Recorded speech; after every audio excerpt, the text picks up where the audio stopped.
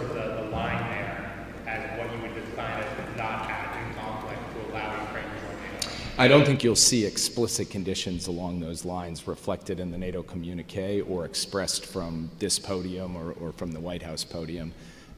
This is obviously a dynamic situation. We will look at the conditions and circumstances as they unfold, continue to consult with allies, continue to consult with Ukraine, and make decisions on the basis of what's best for European security and how we can best support Ukraine. You're not defining at war necessarily Russia holding any plot of land in Ukraine to prevent the invasion. Today, we're not going to define at war.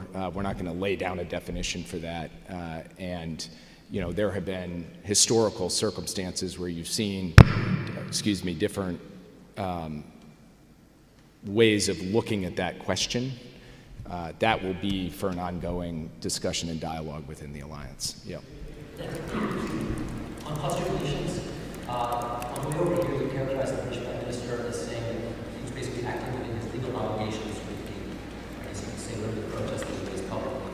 Did he do anything in private that was more forceful, or did he repeat his public statements that he wanted to discourage the use of these weapons? One of the things I said on the way over here was that you wouldn't see this cluster munitions decision by the United States in any way disrupt or undermine the very close unity between the U.S. and the United Kingdom. I think that was borne out yesterday across the board.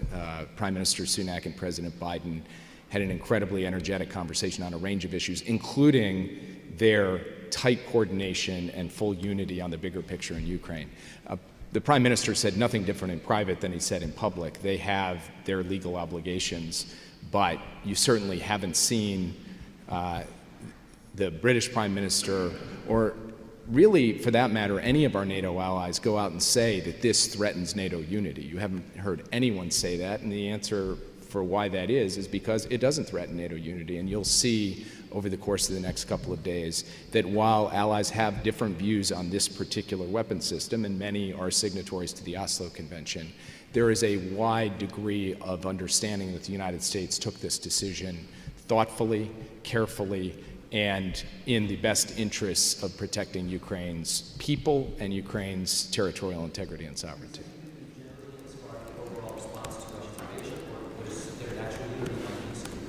No, I do not want to suggest there's unity on the use of the munitions. Obviously, many countries have said, because of their legal obligations, they wouldn't support them. My point is only that the difference of perspective on the question of the particular munition has not had a broader impact on what has been historic, sustained, and continuing unity for NATO overall. I would take this opportunity to point out that in a lot of the coverage coming into the summit, I would say rumors of the death of NATO's unity were greatly exaggerated. Every few months, the question is called, can the West hang together? Can NATO hang together? Can transatlantic unity hang together? Every time allies gather, that question gets re-upped. And every time the allies come together and answer it forcefully and vehemently, yes, we can.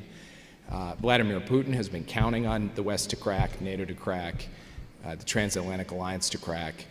He has been disappointed at every turn. Vilnius will very much disappoint him. Yeah. Thank you.